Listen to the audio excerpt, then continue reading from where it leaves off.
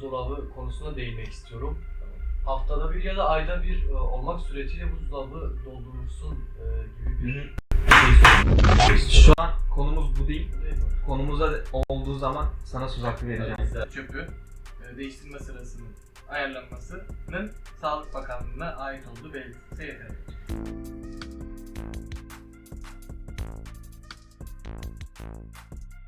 Odada sessizlik saati. Saat 12'den sonra insanların uyuma vakti sırasında hiçbir şekilde gürültü yapılmaması gerektiğini düşünüyorum. Ben süresi Hoca Tecer'e katılıyorum ama bir yerde de katılmıyorum.